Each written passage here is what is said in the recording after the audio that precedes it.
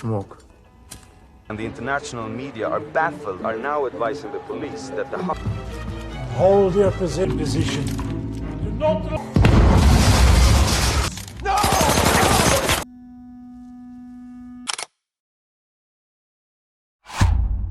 Inilah Lars Hansen yang telah melakukan persiapan dengan matang dengan membawa bekal perlengkapan yang diperlukan. Ia melenggang santai penuh dengan rasa percaya diri memasuki sebuah bank terbesar di Swedia.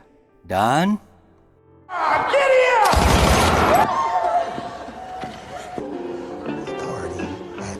You stand up, stand. What are you doing? Just set off the alarm. film ini diangkat dari kisah nyata yang terjadi pada tahun 1973 di kota Stockholm, Swedia, yang kemudian terkenal dengan istilah Stockholm Syndrome. Ya, mungkin kamu pernah mendengarnya. Adalah respons psikologis di mana korban penyanderaan, penculikan, yang mengembangkan ikatan emosional, simpati, dan perasaan positif terhadap pelaku. Kondisi ini merupakan mekanisme dari pertahanan diri alam bawah sadar untuk bisa tetap bertahan hidup dalam situasi berbahaya. Help! Oh, come on! Where's the bank man? Some cramp or something? Get her a banana? Slowly make your way to the end. Tidak seperti perampokan bank pada umumnya. Anehnya, Lars membebaskan semua nasabah bank dan hanya menyisakan 2 orang pegawai wanita saja. Permintaan Lars adalah untuk bertemu dengan segera kepala kepolisian untuk berada di sana. Tiba-tiba, seorang polisi yang sedang melintas di area itu berhasil masuk dan menembak Lars, namun tidak mengenai sasaran. Ia pun berakhir menjadi seorang sandera. If there's a purpose, 'cause tonight...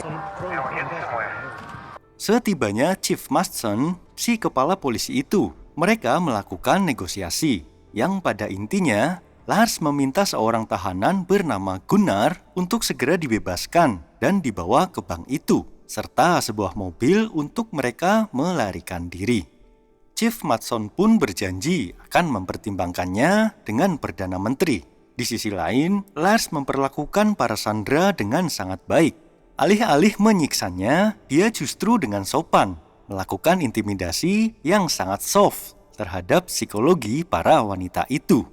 You untie my hands. Allison.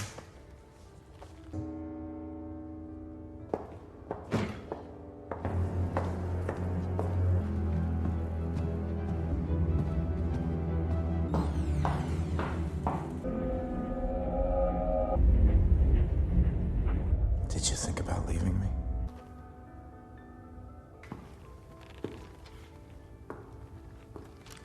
Akhirnya Chief Madsson memenuhi janjinya dengan membawa Gunnar kepada Lars. Dan bukan tanpa alasan dia berada di sana.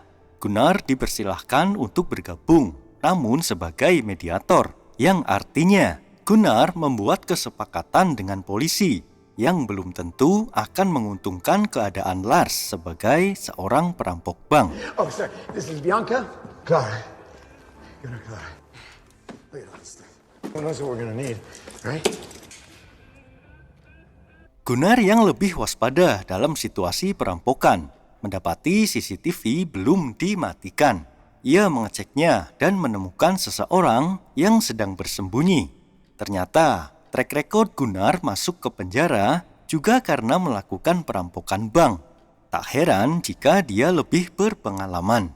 Pihak kepolisian kembali datang untuk memenuhi permintaan Lars yang kedua, yaitu sebuah mobil Mustang, dan berbalik mendesak Lars agar tidak membawa sandera dengan mobil itu. So we can get out of it.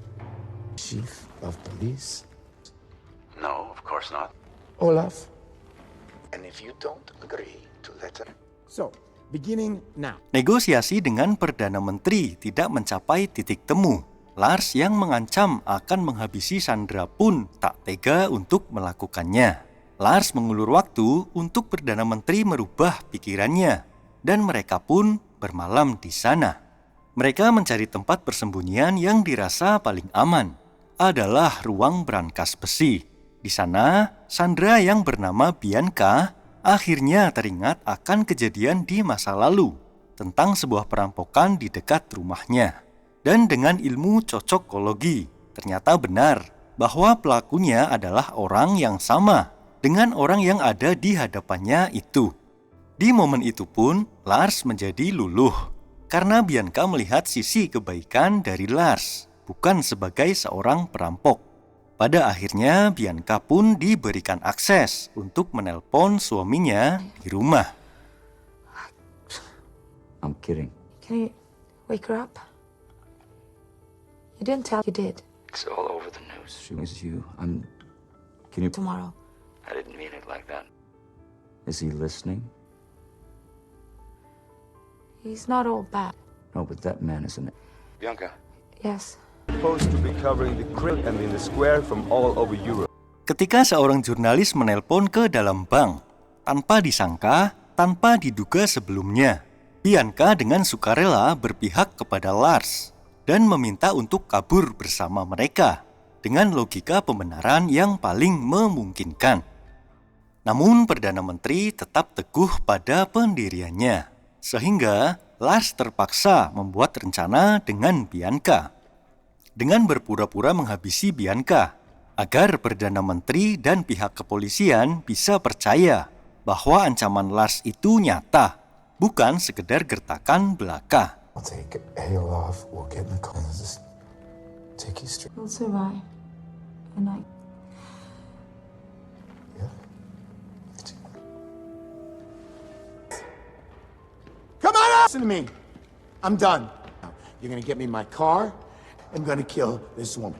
And And we know who you are. Lars Nyster, even a bit of a queer. no, you don't. Lars!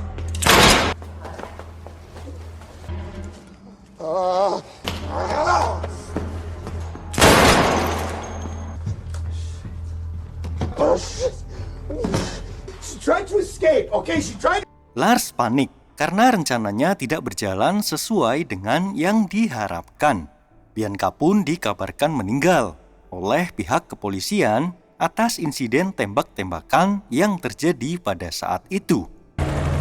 Oh, we heard more gunfire inside. Miss Bianca Lind has been... And why are authorities this ordeal? But they must now await hostages. I'm being... Give us the tear gas. No, don't. My buddy Pete Noonan. Gotta expose that gas. Lars dan Gunnar semakin panik ketika pihak kepolisian akan menyergap mereka dengan menggunakan gas air mata ke dalam persembunyian mereka. Gunnar mendapati pihak kepolisian memasang mikrofon untuk menyadap percakapan mereka. Dan ketika hendak meninggalkan tempat itu, ternyata Bianca masih hidup dan tersadar dari pingsannya. Kini mereka semua bekerja sama layaknya sebuah tim untuk mengelabui pihak kepolisian. Just went black when I hit the floor. Slip the microphone in here. They're listening. So now, see, figure out what to say. Yeah? Same thing. Careful. I don't know. Not scared. In there, we can say whatever we want, but Chief?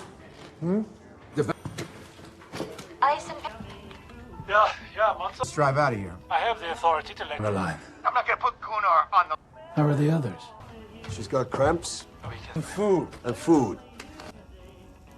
One pair. And no. You ask the cop. No, and you don't... Something's wrong. He underestimates me. Steve McQueen works at this. Have you seen it? You look... Oh yeah, yeah. And that's just. They give me a couch. What did you... I was just saying. Dengan tiba-tiba, Chief Madsen mendatangi mereka dengan membawakan apa yang mereka minta. Dan di sana ia mencuri kesempatan untuk membahas kesepakatan yang ia buat dengan Gunnar. Tanpa disadari oleh mereka, Chief Madsen pun melakukan tindakan yang berani dengan mengisolasi mereka dalam brankas besi itu. He was gonna do that! You are crazy! Throw one to the vault. All right? Killers! It's just ice. Hold. They're in position. The crisis here has grown strange. Hands over your ears.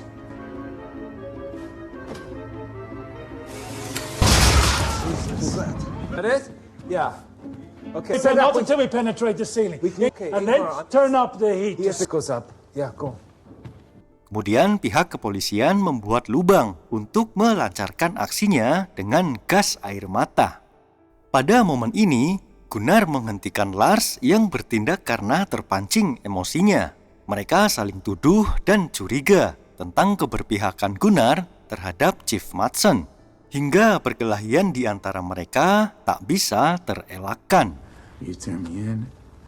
I've been giving you second chance. Look, you don't want to leave with me? What are they offering you, huh? A lot. Yeah, put the gun down. Let's fight. What? Come on. God. He's like a child.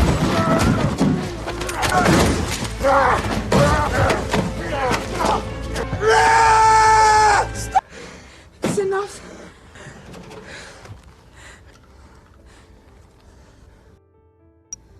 Let's do it.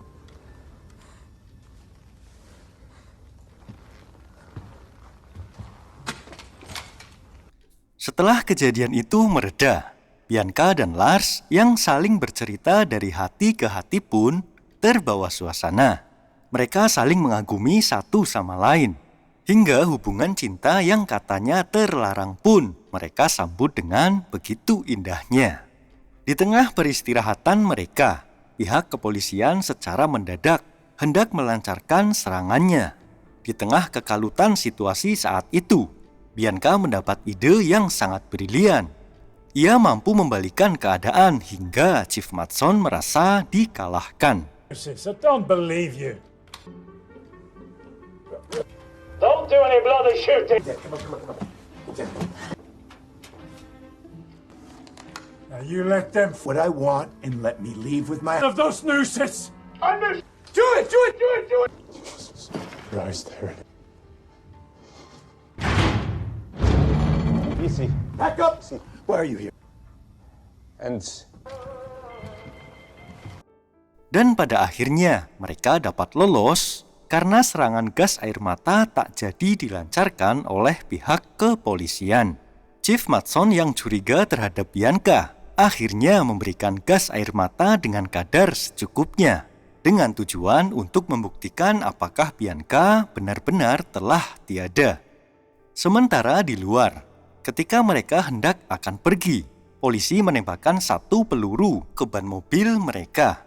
Hal itu dilakukan untuk menggiring mereka kembali ke dalam berangkas besi, karena Chief Madsen telah mengetahui kebenaran bahwa Bianca sebenarnya masih hidup. Get back! Stay! They know. Turn on the gas. No! No! Jimmy! No! Gas air mata yang sedari awal direncanakan oleh pihak kepolisian pun pada akhirnya berhasil menumbangkan mereka. Lars akhirnya ditangkap dan menjalani hukuman di penjara. Sedangkan Gunnar bernegosiasi dengan kepolisian hingga akhirnya dibebaskan karena dianggap telah membantu melancarkan tugas polisi pada perampokan kala itu. Have been free, including Miss Bianca's one of the strangest episodes on drama.